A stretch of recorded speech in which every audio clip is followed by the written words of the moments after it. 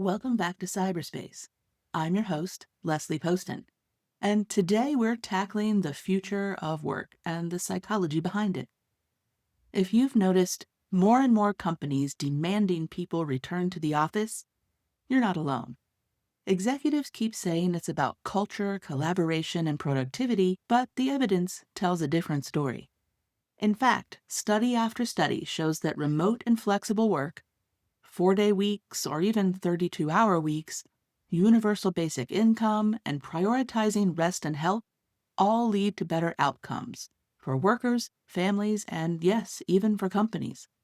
So, why the push to go backward? And what does psychology tell us about why these outdated models won't stick? Let's get into it. Let's start with remote work itself. The data is clear. Flexibility matters.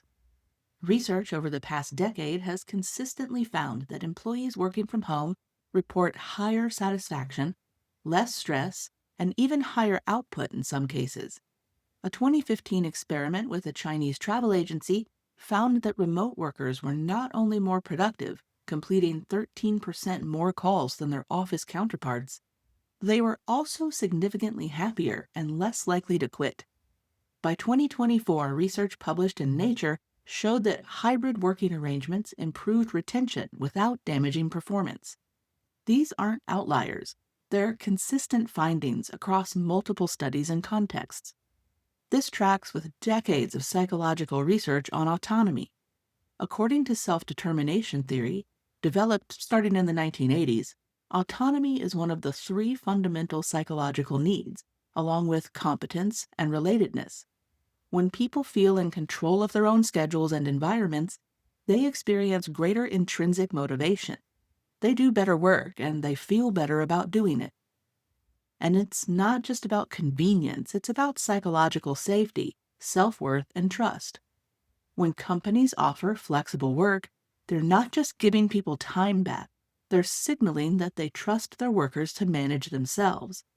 They're saying, "We hired you for your judgment and your skills, and we believe you will use them well." That trust pays real dividends in loyalty and engagement, as well as impact on the bottom line. The psychological contract between employer and employee only strengthens when autonomy is respected. It weakens dramatically when it's withdrawn arbitrarily. So why are we seeing a push back into the office? Some leaders genuinely believe the old myths about productivity that if they can't see you working, you must not be working.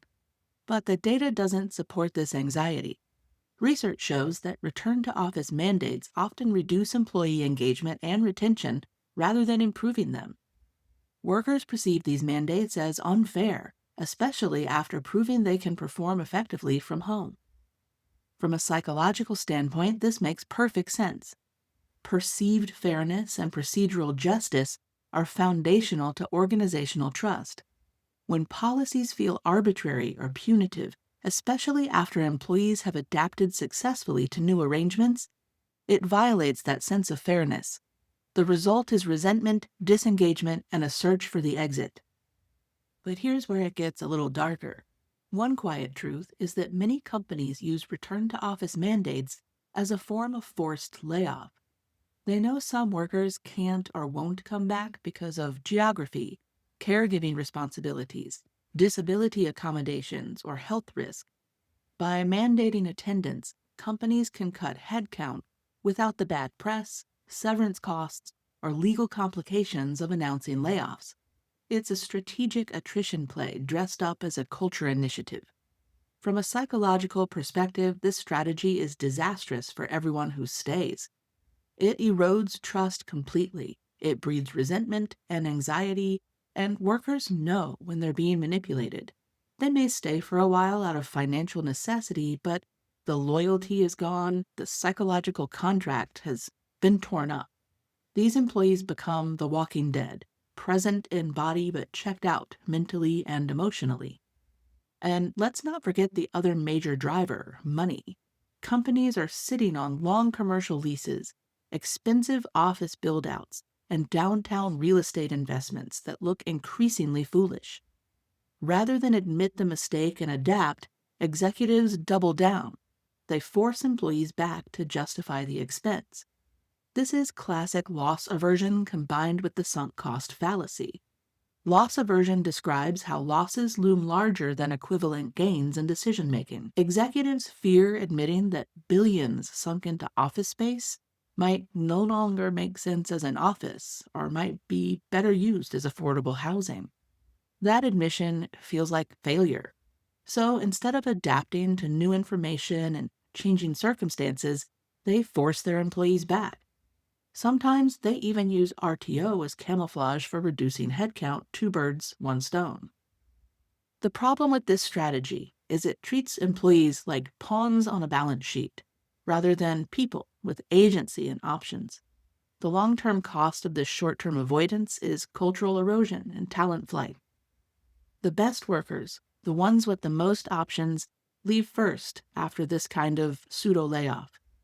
What remains is the less engaged, less capable workforce that we referenced earlier, and a reputation as an employer that prioritizes real estate and money over people. Workers don't forget being sacrificed to preserve someone else's bad investment. And now we're seeing another excuse emerge: artificial intelligence. In 2025 alone, over 130,000 tech workers have been laid off, with companies citing AI-driven restructuring as the cause. With companies citing AI-driven restructuring as the reason. Even more layoffs have happened without that explicit statement, with AI hinted at as the reason. But critics point out that many of these same companies overhired during the pandemic and are now using AI as a convenient scapegoat for necessary correction.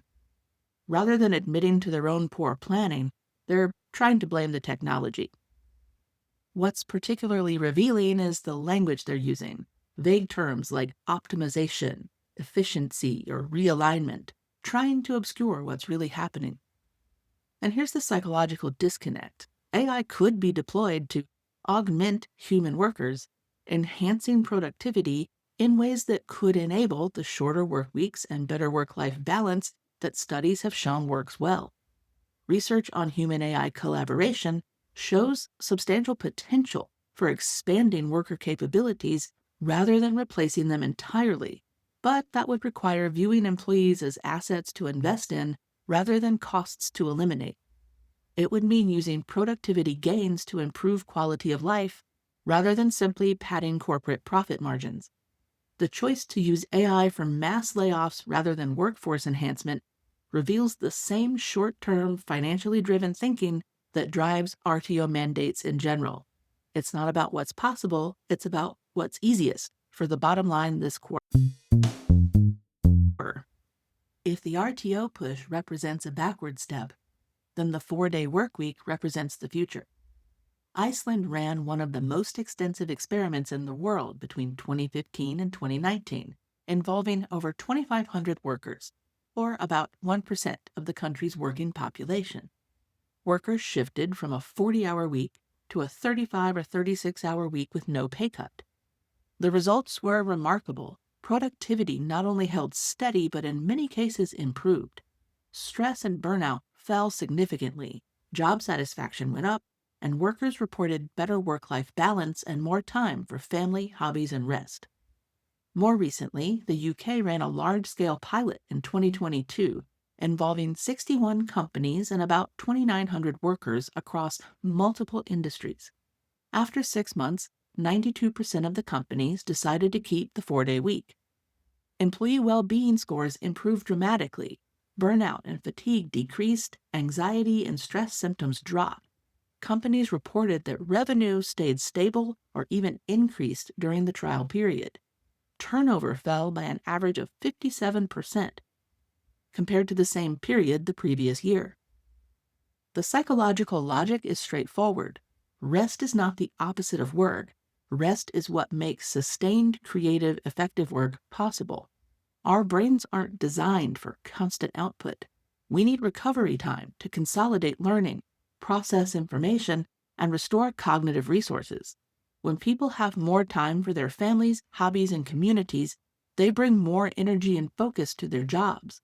They're less likely to burn out and they're more engaged when they are working. There's also an equity dimension here that deserves our attention. Studies of the 4-day workweek show improvements in gender equity within households. When both partners have more non-work time, the distribution of domestic labor becomes more balanced. Women report being able to engage more fully in both paid and unpaid work without the crushing weight of doing it all. Men report being more involved in caregiving and household management. The rigid structure of the 5-day, 40-plus hour week has always disadvantaged caregivers who are disproportionately women. Shorter work weeks begin to correct that imbalance. Universal basic income experiments point in the same direction. Finland ran a 2-year trial from 2017 to 2019, giving 2,000 randomly selected unemployed people a guaranteed monthly payment of 560 euros with no strings attached. The results showed better mental health, less stress, higher trust in institutions, and greater life satisfaction among recipients compared to the control group. Critically, the guaranteed income didn't reduce motivation to work. Recipients were just as likely to find employment as the control group, but they experienced significantly less anxiety and financial stress during the process. In the United States, Stockton, California ran the SEED program, or Stockton Economic Empowerment Demonstration, giving 125 residents $500 per month for 2 years with no restrictions. Critics predicted the money would be wasted on frivolities, and they were wrong. Recipients paid down their debt, bought food, covered utility bills, and invested in education and childcare. The psychological benefits were substantial. Full-time employment among recipients increased. Anxiety and depression scores dropped, and recipients reported feeling more hopeful about the future and more capable of handling financial shocks. This shouldn't surprise anyone familiar with the hierarchy of needs theory by Maslow. When basic survival is taken care of and you know you can feed your family, keep a roof over your head, you have the psychological space to think beyond immediate threats. This allows you to plan and invest in relationships and take risks that might improve your situation. Scarcity doesn't just affect your bank account, it shrinks your mental bandwidth. It keeps you in a state of constant vigilance and stress. Security expands that mental bandwidth. It lets you think clearly and act strategically rather than reactively. UBI is basically a large-scale stress reduction intervention with downstream effects on health, relationships, and economic participation.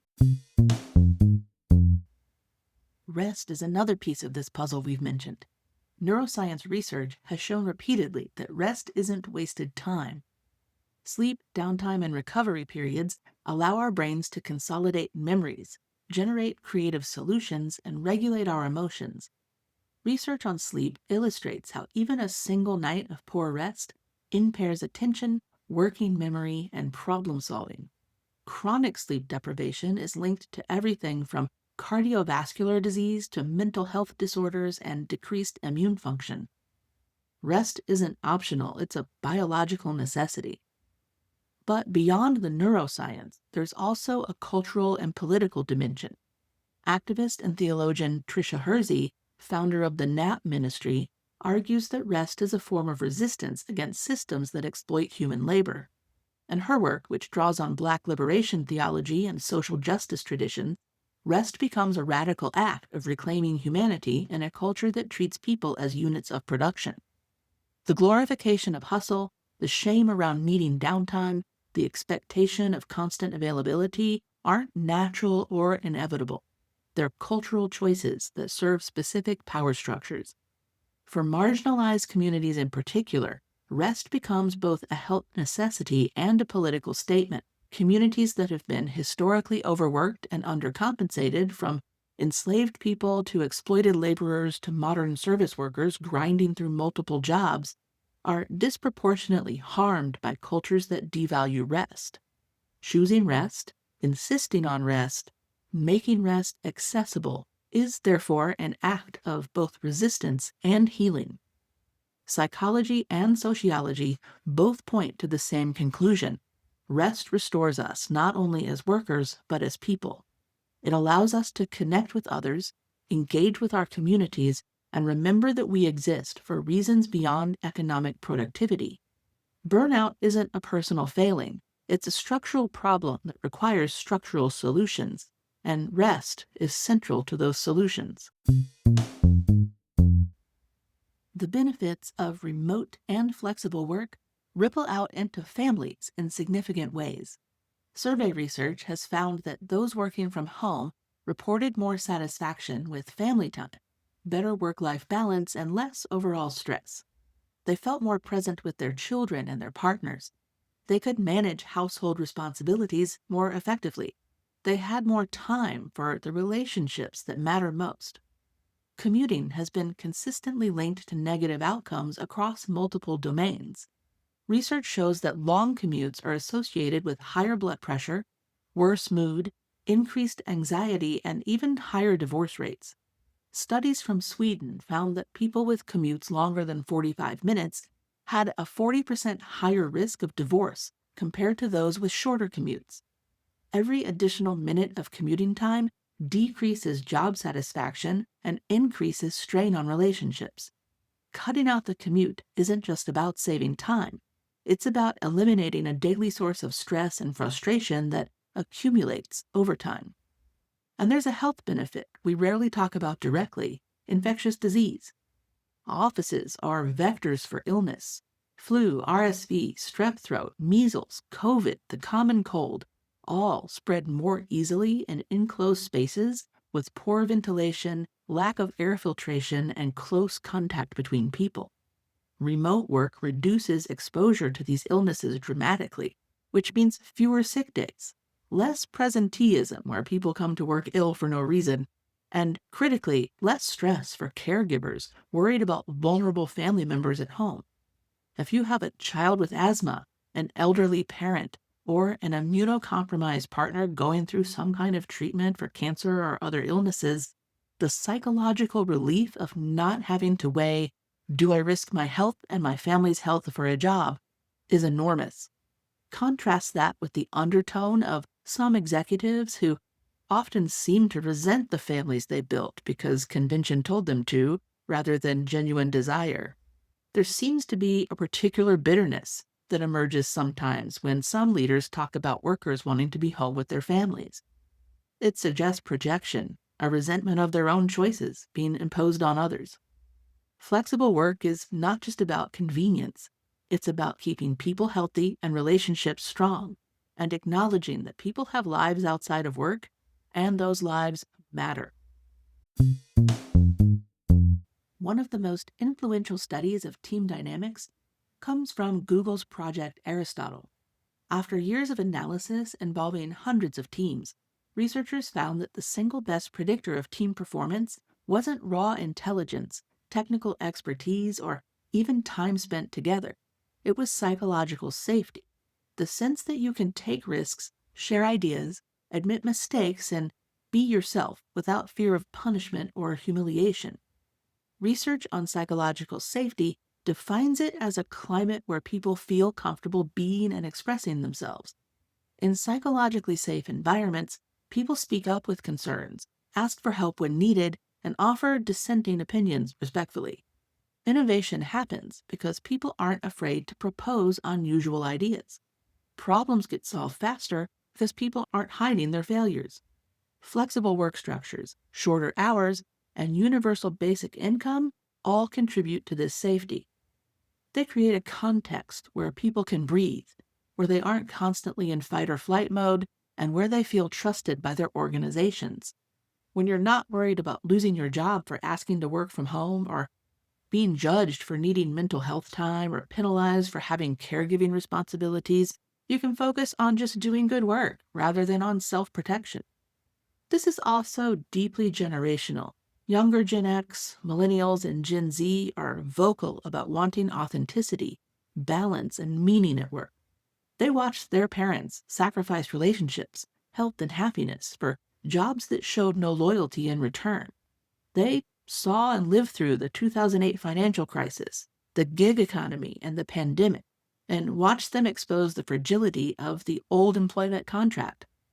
They're not willing to accept work first, life second, and they're not apologizing for it. These generations want to work for organizations whose values align with their own. They want flexibility, mental health support, diverse and inclusive cultures, and work that feels meaningful. Organizations that ignore this shift aren't just missing a perk or failing to attract talent, they're ignoring the foundation of future high performance. Psychological safety isn't a soft skill, it's strategic, and it requires structures that respect people's full humanity, not just their productive capacity. Step back for a moment and ask, why do we work the way we do? So many of our assumptions about work hours, office locations, and productivity metrics are relics of the industrial era. In fact, unions gave us the 8-hour workday, the 5-day week, and the central office. They were all designed to solve problems on the factory floors and assembly lines where physical presence and synchronized schedules were necessary for production, but companies and bosses mistreated and overworked workers in unsafe conditions. Knowledge work, as we know it today, is fundamentally different and requires creativity, collaboration, and deep focus, none of which are best supported by rigid schedules and constant surveillance. And don't get me wrong, we still need those guardrails on companies so they don't abuse workers that must be physically present. And in fact, we could do a whole episode on how to solve some of the problems we uncovered in the pandemic's early days faced by essential workers, service workers, healthcare workers, and teachers. But this is about office work. Speaking of the pandemic, still ongoing, but early days especially were a brutal global crisis that caused immense suffering and loss, and also opened a window into different ways of working. Millions of people discovered that we can do our jobs without commutes, cubicles, or constant oversight. For many, health improved, relationships deepened, and engagement with the community grew. The myth that productivity requires an office presence was definitively debunked. Rolling back these gains out of fear, nostalgia, or lease obligations is not leadership, it's regression. Real leadership means looking at the evidence and adapting, even when it's uncomfortable. It means acknowledging that the early days of the pandemic forced us into an experiment we might never have tried voluntarily, and that experiment revealed better ways of organizing work. If work is supposed to serve life, if the purpose of economic activity is human flourishing, then we need to be honest about what serves life best, and the evidence on that is clear. We've now covered how working from home, shorter weeks, basic income, and rest aren't just perks or nice-to-haves. They're scientifically proven ways to create healthier, happier, more productive lives. The push for mandatory office time is less about culture and collaboration and more about fear, sunk cost, and sometimes even a backdoor way to push people out without calling it what it is. But the evidence is overwhelming. Autonomy drives motivation. Flexibility improves well-being. Rest enables sustained performance, and psychological safety predicts high-performing teams. Meeting our basic needs frees up our cognitive resources. These aren't radical ideas, they're just basic psychology applied to work. Life first, work second isn't just a catchy phrase, it's the way forward. The question isn't whether these models work, the evidence already answers that. The question is whether we'll demand them and refuse to settle for outdated, harmful work models. Thanks for listening to Cyberspace. I'm your host, Leslie Poston, signing off. As always, subscribe so you don't miss a week. And if you enjoyed today's conversation, share Cyberspace with a friend. Until next time, stay curious.